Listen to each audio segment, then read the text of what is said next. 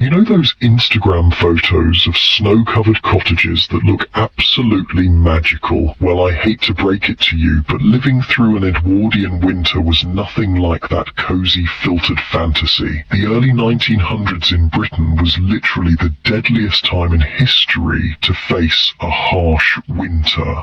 Historians estimate that during particularly brutal Edwardian winters, as many as 1 in 15 elderly or very young people simply didn't survive until spring. That's not just uncomfortable, that's fighting for your life. Oh, and if you're enjoying these stories, I'd really appreciate a like or subscribe. Super curious where you're all listening from, so drop a comment with your location and what time it is there. Always blows my mind how people are falling asleep to this all over the world. Alright, let's head back to rural England in 1905. Trust me, it's gonna be quite a ride, but first, get comfortable. Seriously, adjust those pillows, pull up that blanket, because where we're going, you're gonna want to be cozy. So, congratulations. You just woke up in a small Edwardian farm in Devonshire. The first thing you notice is how damn cold it is. Not like, ooh, let me grab a sweater cold. More like, I can see my breath hanging in the air above my bed cold. Your nose feels numb, your fingers are stiff. Unlike your warm bed right now, you've been sleeping on a horsehair mattress that retains about as much heat as a sheet of ice. The only warmth comes from the heavy wool blankets piled on top of you. Not 1, not 2, but often 4 or 5 thick, scratchy layers that weigh you down like a medieval torture device.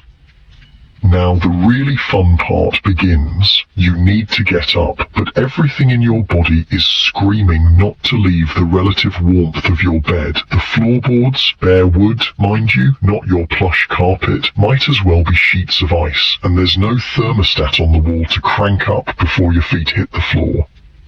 Maybe you're lucky enough to have a ceramic hot water bottle that was filled before bed. Probably not though. Those were more for the wealthier homes. Instead, you might have a brick that was heated in last night's fire, wrapped in cloth and tucked under the covers. By now, it's stone cold. Looking around, you spot frost patterns on the inside of your window, not outside. Inside, the glass is so cold that the moisture from your breath has frozen into delicate fern patterns overnight. Beautiful in a way that makes your bones ache just looking at it. On the wooden chair beside your bed sits the clothing you'll need to put on, and here's where Edwardian winter survival begins in earnest. With layers. So many layers. First comes the woolen undergarments, not the soft, comfortable merino wool base layers we have today. This is rough, scratchy wool that feels like you're wearing a cactus, but it works. The Jaeger company made wool undergarments that were popular year-round. Cooling in summer by wicking away sweat, warming in winter by trapping heat. You pull on woolen drawers, that's underwear to us modern folks, then a woolen undershirt or chemise. Already your skin is red and itchy, but that's better than freezing to death.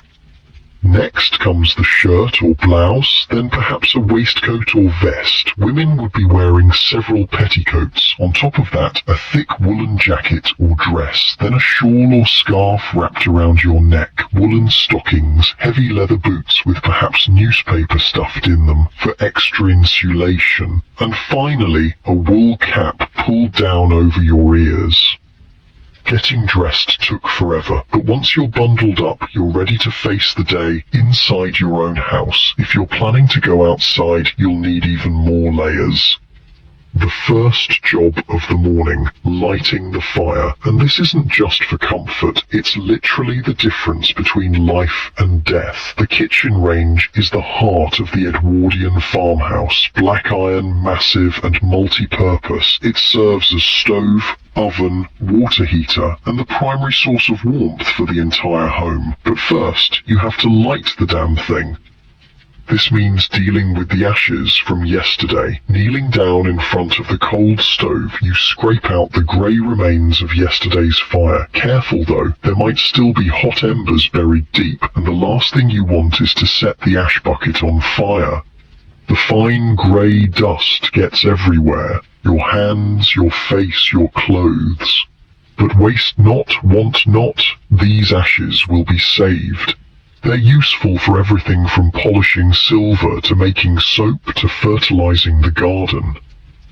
Next, you need to build a new fire. You start with crumpled newspaper, if you're lucky enough to have it, then small kindling sticks arranged carefully to allow airflow. On top of that, you place coal. Wood was becoming scarce in many parts of England by the Edwardian era, so coal was the primary fuel. Black, sooty, dirty coal that left residue on everything it touched.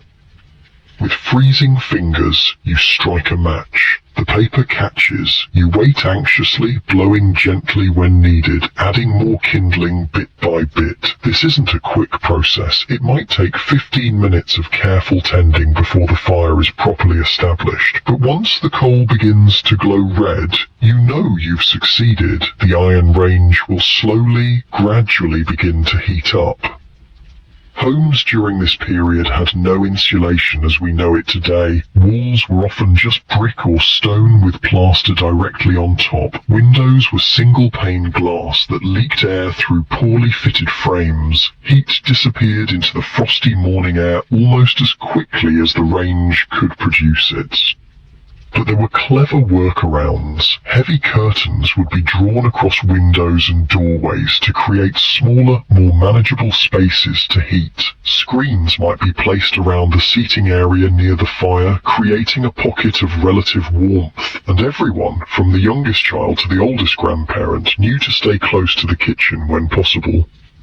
The kitchen is finally warming up now. Time to think about breakfast. This is where you really see how different Edwardian winter survival was from our modern experience. There's no popping to the store for fresh fruit in January. There's no ordering takeout when you're too tired to cook. For the Edwardians, winter food came from what they had preserved during the harvest months. Open the larder, that's the cool storage room that serves as a natural refrigerator, and you'll find rows of preserved foods, pickled vegetables in glass jars, salted meat hanging from hooks, apples and root vegetables in wooden crates carefully arranged so that any spoiled ones can be quickly removed before they ruin the rest. But the real breakfast staple was porridge, oats cooked with water and perhaps a splash of milk if the cows were still producing. Thick, hearty, and above all, hot. A bowl of porridge would warm you from the inside out and provide slow-burning energy for the morning's work. You spoon the porridge into bowls for the family. Maybe there's a bit of precious sugar or jam to sweeten it, saved for winter mornings just like this. The luxury of butter depends entirely on your dairy cow and how well she's faring in the cold. While breakfast is being prepared, the men of the house are likely already outside, beginning the critical morning chores. Winter farming wasn't about growing, it was about survival for both humans and animals.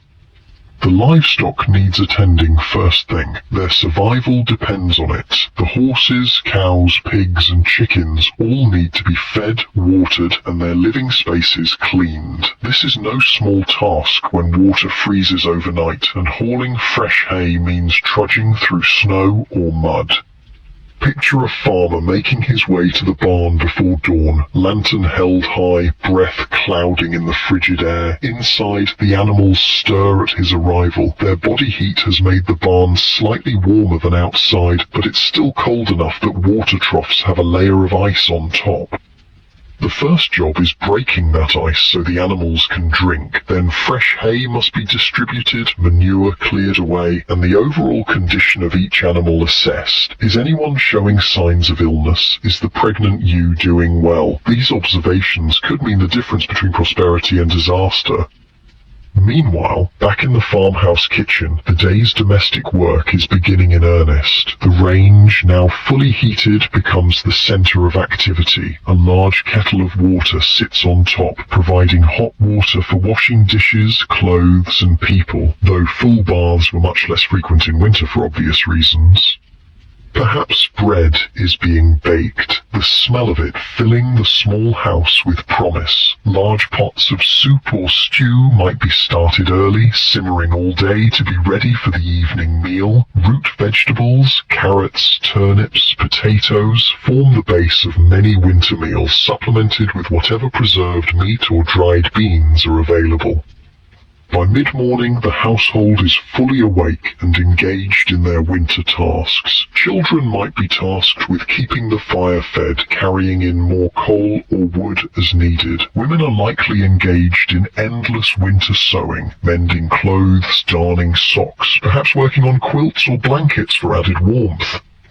Outside, if the weather permits, men continue with winter farm maintenance. Fences need checking and repairing, tools require cleaning and sharpening in preparation for spring. The hayrick, carefully constructed months ago, is partially dismantled as hay is brought in for the animals. The hayrick itself was a marvel of engineering, built specifically to keep winter feed dry. It sat on staddle stones, mushroom-shaped pillars that prevented rats and mice from climbing up and contaminating the food. The rick was thatched on top with reed or straw, creating a waterproof roof that would shed rain and snow. Its sides sloped outward, directing water away from the precious feed inside. Around noon, everyone gathers back at the house for the midday meal, often the largest of the day during winter. Working in the cold burns tremendous energy, and hearty food was essential for survival. A typical meal might be a thick vegetable soup with chunks of salt beef or bacon, served with bread still warm from the oven. The fat and calories weren't counted. They were celebrated as necessary fuel. The Edwardian farm kitchen has its own unique rhythm during winter. Without refrigeration, cooking strategies had to adapt. In cold weather, a cold larder might be set up in an unheated room, or even outside a window in a special container. Leftover food could be stored there safely for a day or two. Meanwhile, the warmest corners of the kitchen held crocks of slowly fermenting foods, perhaps cabbage turning into sauerkraut, or milk culturing into cheese. These fermentation processes continued even in winter, providing vital nutrients when fresh produce was scarce. After the midday meal, there might be a brief respite, a moment to warm, chill